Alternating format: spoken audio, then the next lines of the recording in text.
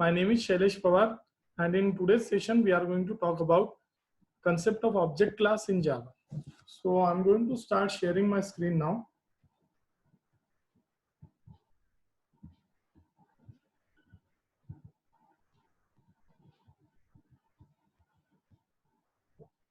Okay. So I'm going to start creating a new project in NetBeans. NetBeans में एक नया project बना रहा हूँ यहाँ पे. Click on next. We'll just name it as obj demo. I don't want main class to be created. I'll just click on finish.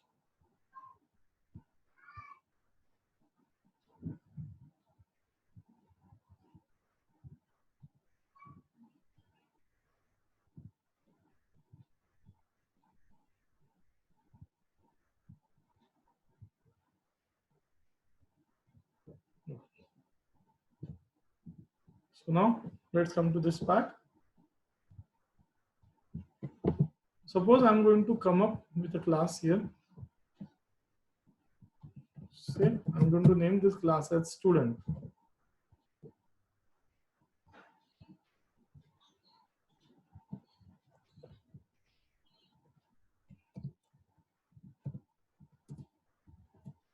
Okay.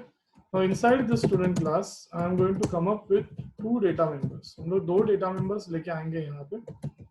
Private int roll number and private string name. ये दो data members मैंने लिए हैं यहाँ पे. Then मैं एक constructor create करना चाहूँगा तो I'll say alt insert. एक constructor create कर लेते हैं non parameterized constructor. Then I would like one parameterized constructor to be created. तो parameterized constructor create कर लूँगा मैं. And then मैं getters and setters लेके आना चाहता हूँ. We'll say alt insert getter and setter. तो दोनों data members के लिए मैं getter and setter methods को create कर लूँगा. So now student class has been created here. Student class को मैंने create कर दिया है. एक काम करते हैं. I'm going to bring my main class here.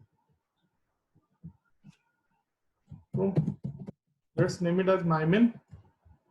Class का नाम मैंने mymain दे दिया है. And then यहाँ पे मेन मेथड को लेके आऊंगा. Now यहाँ पे I'm going to create two objects of student class. मैं student class के दो objects बनाने वाला हूँ यहाँ पे. ठीक है. Initially I'm going to pass the roll number. तो suppose मैंने यहाँ पे roll number दे दिया 33.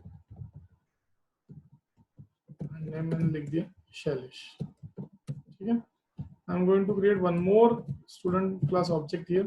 एक और object बनाऊंगा मैं. And यहाँ पे भी मैं roll number and name दोनों same रखने वाला हूँ. कोई changes नहीं करूँगा. ठीक है. तो student class के दो objects बना दिए हम लोगों ने, and those objects are being referred using the reference S1 and S2. Now I'm going to say something like this. S1 equals S2. If S1 equals S2, अगर equals मेथड यहाँ पे true value return करती है, तो मैं यहाँ पे बोल दूंगा both objects are same, or say we can say they are equal. Else this doesn't happen. We'll say objects are not. हम लोग यहाँ पे लिख देंगे objects are not equal. Now the question comes up, what will be the output here? यहाँ पे output क्या आएगा? See, जब तक हम लोग दो objects को compare करने की बात कर रहे हैं, objects can be compared in two ways in Java. ना? Java में objects का comparison दो तरीकों से हो सकता है. या तो हम लोग ऐसे लिख सकते थे यहाँ पे if S1 double equal to S2, या तो हम लोग दो ऑब्जेक्ट्स का कंपैरिजन इक्वल्स मेथड के थ्रू भी कर सकते हैं. ठीक है. अब S1 double equal to S2 का मतलब क्या होगा, will see that later on. But सबसे पहले इंपॉर्टेंट पॉइंट ये आ जाता है यहाँ, S1 डॉट इक्वल्स S2 का मतलब क्या है exactly. So as the name suggests यहाँ पे इक्वालिटी चेक की जा रही है. So what do you think क्या आउटपुट आना चाहिए यहाँ? whether it should be true just because the roll number and the name of the both of the objects is same, or it should be uh, it should be it should go to the else part where equals method is going to return us false value. क्या होना चाहिए यहाँ? Let's check that. Now be ready with your answers. पहले इसे check कर लेते हैं क्या होता है यहाँ.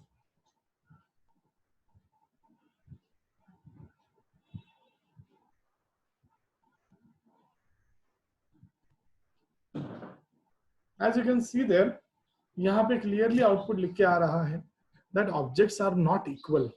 ना ये output यहाँ पे display किया जा रहा है.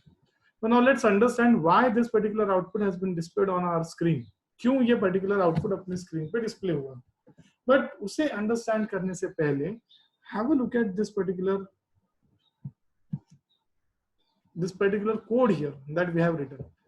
मैंने यहाँ पे लिखा है s1 dot equals s2. Now by looking at the code itself, we can easily understand that equals is the name of the method here. Yes. Now this method is being called via s1 and s2 is being passed to it as a parameter. तो equals method को call करने वाला reference या in a way object कौन है यहाँ पे s1 and s1 belongs to which class? Student. So ideally equals method should be present inside student class. Student class के अंदर ये equals method present होनी चाहिए, ठीक है? And that's why you are able to call this equals method via s1. वो student class के अंदर present होगी, इसीलिए तो हम लोग s1 के through से call कर पा रहे हैं. So let's go to student class and check whether student class contains any method named as equals in it. Equals नाम की कोई भी method student class के अंदर है क्या? तो can you identify any method named as equals in student class here? Can you notice? The answer is obviously no. There is no method called as equals in student class. So ideally यहाँ पे तो compile time error आना चाहिए था, saying no such method found or no such symbol found. Okay, but यहाँ पे हम लोगों ने देखा that compiler didn't give us any issue, it didn't show us any issue. Plus program run हो गया और output भी आ गया that objects are not equal. तो अब क्वेश्चन ये आ जाता है फिर ये जो इक्वल्स मेथड कॉल हो रही थी उसके बारे में हम लोग क्या कहेंगे. अब ये इक्वल्स मेथड किस क्लास की इक्वल्स मेथड कॉल हो रही है? ठीक है, obviously the method does not belong to student class क्योंकि वहां पे ये मेथड है ही नहीं. तो फिर ये इक्वल्स मेथड किसकी कॉल हो रही है? See we should understand one thing here. See you people have already learned inheritance already देखा हुआ है तुम लोगों ने. तो हम लोगों को एक इंपॉर्टेंट बात यहाँ पे समझ में आ जानी चाहिए that if you are calling a particular method using an object and if that method is not present in that particular class to which the object belongs, तो obviously वो method शायद उस class के parent class के पास होगी, तभी तो तुम्हारा object उसे call कर पा रहा है, otherwise call कैसे कर पाएगा. तो now there are chances कि ये जो equals method है ये student class के parent के पास अवेलेबल हो सकती है, ठीक है. बट अब अगेन मेरा क्वेश्चन है कि क्या स्टूडेंट क्लास ने किसी क्लास से इनहेरिट किया? तो answer is no. There is no extends keyword used here in the definition of student class. तो अब क्वेश्चन ये आ जाता है कि फिर स्टूडेंट क्लास का कोई पेरेंट नहीं है तो फिर ये जो हम लोग बोल रहे हैं कि इक्वल्स मेथड स्टूडेंट के पेरेंट की मेथड है ना, इस पर्टिकुलर स्टेटमेंट को हम लोग सपोर्ट कैसे करेंगे? तो not now the thing is what we need to understand here, जो हमें यहाँ पे समझना है, ये चीज बहुत इंपॉर्टेंट है. the thing that we need to understand here is that by default every class in Java inherits from java.lang.object class. This is very important statement. Please keep this statement in your mind that Java में कोई भी class होने दो वो by default java.lang.object class से inherit करता है. As this object class belongs to java.lang package, है ना, this we should generally know that all the classes who belong to java.lang package are directly available to us क्योंकि java.lang package तो by default imported होता है. तो हम मुझे अलग से यहाँ पे इंपोर्ट स्टेटमेंट यूज करने की जरूरत नहीं पड़नी चाहिए, पहला पॉइंट. और दूसरा पॉइंट कि इस lang पैकेज के अंदर ऑब्जेक्ट नाम की एक क्लास होती है, and all the classes in Java by default inherit from this object class. So now question comes up, तो सर फिर अगर ऑब्जेक्ट क्लास स्टूडेंट क्लास का पेरेंट है, तो क्या ये जो इक्वल्स मेथड हम लोग कॉल कर रहे हैं, क्या ये इक्वल्स मेथड ऑब्जेक्ट क्लास के अंदर प्रेजेंट है? तो answer is yes, definitely yes. This equals method is present inside the object class. ठीक है, तो यहाँ पे ऑब्जेक्ट क्लास के अंदर लिखा हुआ कोड, ऑब्जेक्ट क्लास के अंदर जो इक्वल्स मेथड है, उस मेथड के अंदर सर्टन कोड लिखा हुआ है by the creators of object class, and उस कोड के बेसिस पे यहाँ पे ये बताया जा रहा है that S1 and S2 these two objects are not equal. ये दो ऑब्जेक्ट्स इक्वल नहीं है. तो अब क्वेश्चन ये आ जाता है कि on what basis does this equals method decide that S1 and S2 are not equal? कौन से बेसिस पे इक्वल्स मेथड ने डिसाइड किया कि S1 and S2 object equal नहीं है? तो इसे समझने के लिए I just hope that you people are able to recollect the memory related diagram that I had shown you regarding objects. मैंने बोला था कि ऑब्जेक्ट हमेशा हीप पे क्रिएट होते हैं और उनको रेफर करने के लिए हम लोग रेफरेंस का यूज करते हैं. तो S1 and S2 are the references here, जिनको यूज करके हम लोग इन दो ऑब्जेक्ट्स को रेफर कर रहे हैं. तो अगर न्यू कीवर्ड का यूज दो बार हुआ है तो दो सेपरेट ऑब्जेक्ट्स क्रिएट हुए. S1 ने इस ऑब्जेक्ट को रेफर किया और S2 ने इस ऑब्जेक्ट को रेफर किया.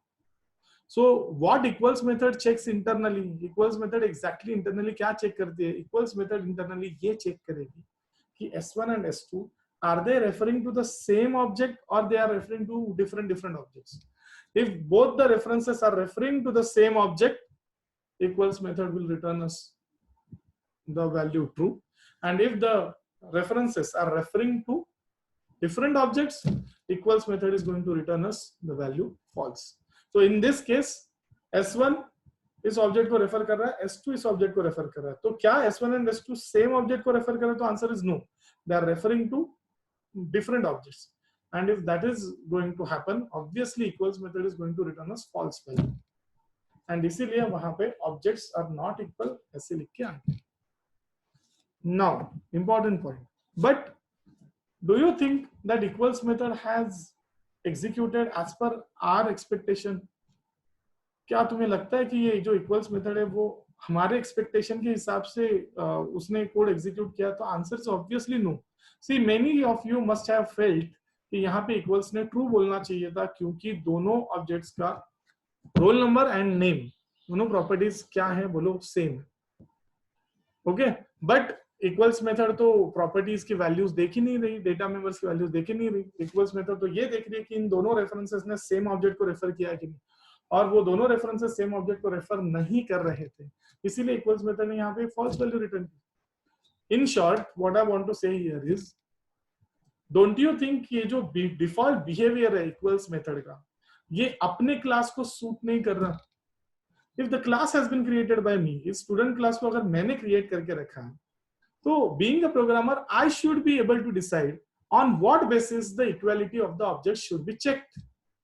अगर दोनों क्लासेस को मैंने क्रिएट करके रखा है तो being a programmer मुझे ये डिसाइड करना जरूरी है, या ये पार मेरे पास होनी चाहिए थी कि मैं डिसाइड करूंगा कि कौन से बेसिस पे ये इन दो ऑब्जेक्ट्स को हम लोग इक्वल कहेंगे.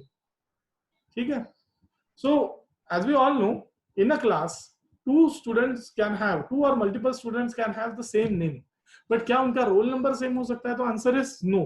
तो इन अ वे हम लोग यहाँ पे बोल सकते हैं कि दो स्टूडेंट्स ऑब्जेक्ट अगर इक्वल हैं तो फिर उनका रोल नंबर सेम होना चाहिए, और अगर वो इक्वल नहीं है तो उनका रोल नंबर अलग अलग होना चाहिए.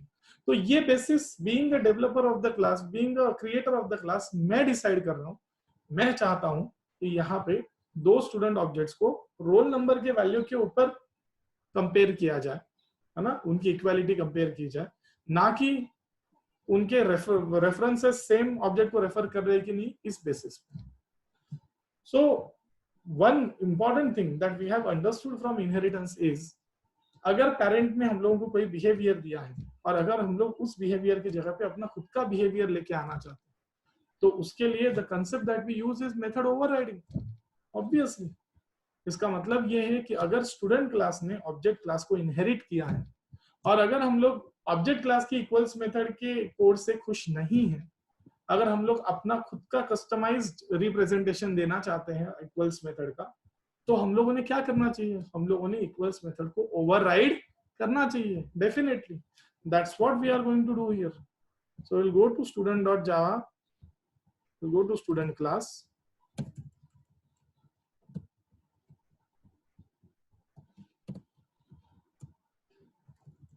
We'll go to this part, और यहाँ पे जाने के बाद here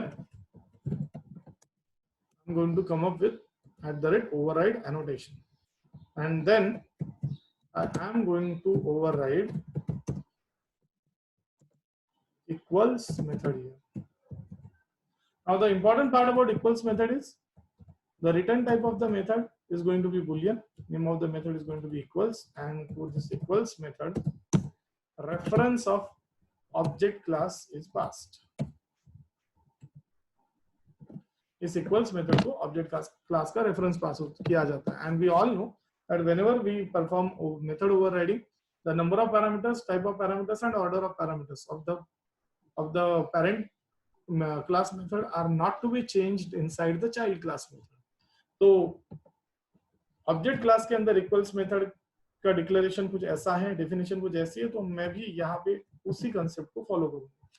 नाउ जैसा मैंने कहा था, we want the comparison to be carried out on the basis of what, on the basis of roll number here. So now when we have written our own equals method, obviously object class equals method is not going to get called here. Our own equals method is going to get called. Who is calling it? S1, and which is what is being passed to it? S2. So this parameter S2, which is the second student class object that you have passed here, will be assigned into ref, and this would be like upcasting. Object parent है, object के reference में तुम लोग जो child class है तुम्हारा student class, उसका object assign कर रहे हो, पेरेंट के रेफरेंस में चाइल्ड का ऑब्जेक्ट असाइन करोगे तो क्या होगा, अपकास्टिंग होगी. तो डेफिनेटली यहाँ पे अपकास्टिंग का कंसेप्ट यूज होगा, okay, internally.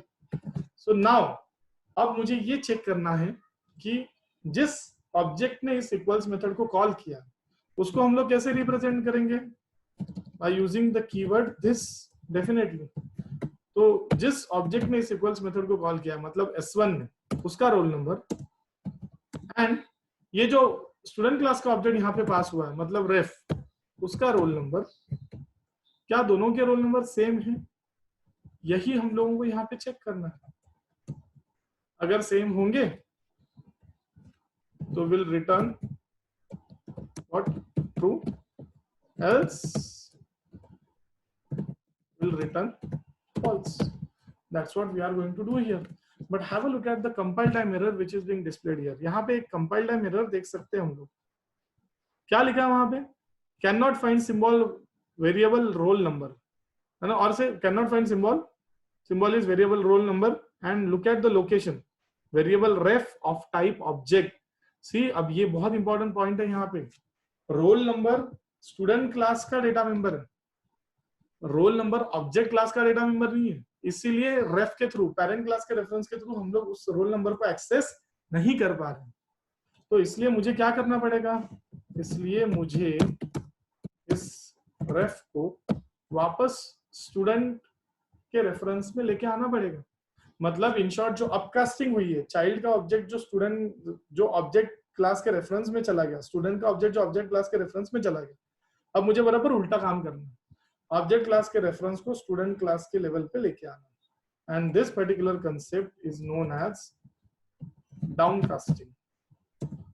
And always remember this thing, that downcasting is to be performed explicitly as far as Java is concern. Java में डाउनकास्टिंग को एक्सप्लिसिटली परफॉर्म किया जाता है.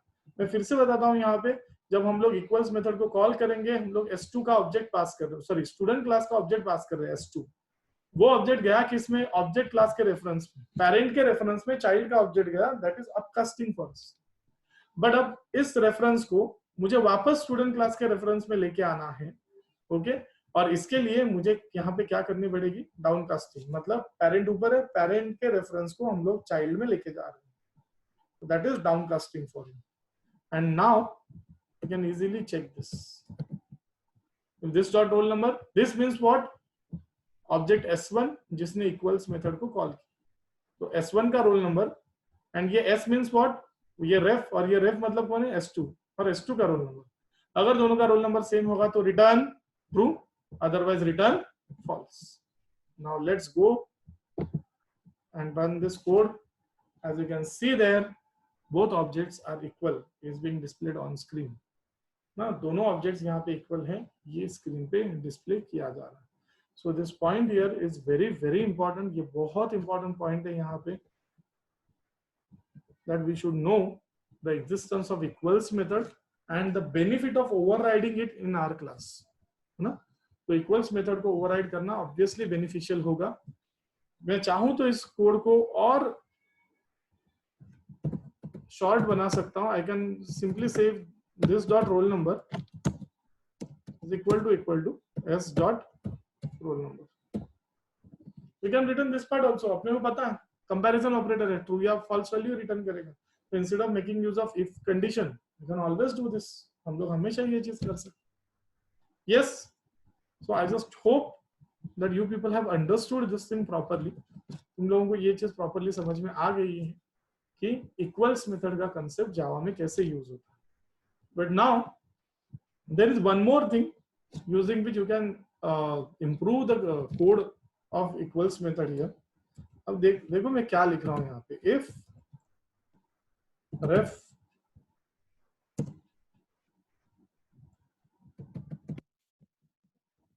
instance of student, then do this. Else return, or I can say false. ये code लिखोगे तो ये ज्यादा बेटर कोड है.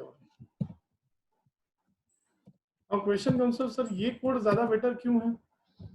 बिकॉज ऐसा हो सकता है कि डेवलपर और से यूजर कोई एक ऐसा ऑब्जेक्ट पास करें जो तुम्हारे स्टूडेंट क्लास को बिलोंग ही नहीं करता ना. अब comparison should happen between the objects which belong to the same class. अगर दो अलग अलग क्लास के ऑब्जेक्ट्स तुम लोग कंपेयर करोगे तो बाय डिफॉल्ट यहाँ पे वैल्यू क्या रिटर्न होनी चाहिए? ऑब्वियसली क्या रिटर्न होनी चाहिए? फॉल्स. ओके, तो in case let's consider that I am going to create a class here से एबीसी नाम का एक क्लास बनाया हमने. यहाँ पे मैंने एबीसी का एक ऑब्जेक्ट बनाया,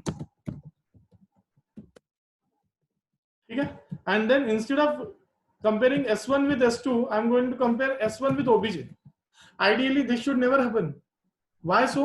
बिकॉज एबीसी क्लास और स्टूडेंट क्लास को कंपैरिजन कैसे करोगे तुम लोग? दो स्टूडेंट क्लास के ऑब्जेक्ट का एंड एबीसी क्लास का ऑब्जेक्ट का कंपैरिजन करना ही नहीं चाहिए हम लोगों ने. बट फिर भी अगर कोई ऐसा करता है तो अब जो हम लोगों ने जो चेंजेस किए कोड में, उसकी वजह से will be ensured that the objects won't be equal. But अगर मैं ये कोड चेंज नहीं करूंगा, अगर मैं ये चेक अप्लाई नहीं कर रहा हूं यहाँ पे, now see what will happen. Class cast exception would be displayed on your screen. As you can see there, class cast exception. ABC cannot be cast to student. मतलब क्या? तुम लोगों ने यहाँ पे OBJ को पास किया है जो किसका ऑब्जेक्ट है? ABC का ऑब्जेक्ट है. और फिर इस ABC के ऑब्जेक्ट को तुम लोग किस में कन्वर्ट करने की कोशिश कर रहे हो? स्टूडेंट क्लास के ऑब्जेक्ट में. क्या ABC class and student class इनके बीच में कोई रिलेशनशिप है? तो आंसर इज नो. तो ABC क्लास का ऑब्जेक्ट स्टूडेंट क्लास के ऑब्जेक्ट में कैसे कन्वर्ट होगा? That would never be possible. That's why I had made these changes so that अपने equals method का कोड और ज्यादा बेटर बन जाए. ठीक है. So I'll just remove this concept of ABC class from this point.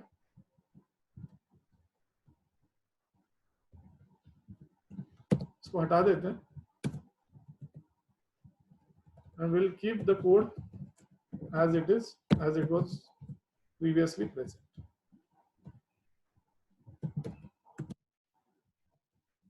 Here, as I said,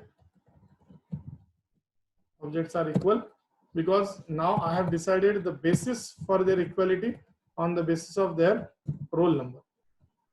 And then I will say objects are not equal. Now it doesn't matter whether the names of these two students are same or different. Name दोनों के same है कि नहीं, अब ये matter जरा भी नहीं करता यहाँ पे. Okay, what matters for us is the roll number. Roll number same है, ऑब्जेक्ट्स इक्वल बोला जाएगा. रोल नंबर सेम नहीं है, चलो वो भी करके देख लेते हैं. अगर मैं रोल नंबर को चेंज करता हूँ, भले मैं नेम को सेम रख दूं, अगर मैं रोल नंबर को चेंज करूंगा, you will see that objects are not equal करके लिख के आएगा. But the moment we are going to keep the roll number same, फिर भले ही तुम्हारा नेम अलग हो, क्योंकि नेम की तरफ हम लोग देख ही नहीं रहे, objects are equal करके लिख के आएगा. Now we can say that yes, equals method is working as per our expectation. हमारे expectation के हिसाब से equals method काम कर रही है. So I just hope that you people have understood the concept of equals method here. In our coming session, we'll talk more about the concept of object class. Thank you.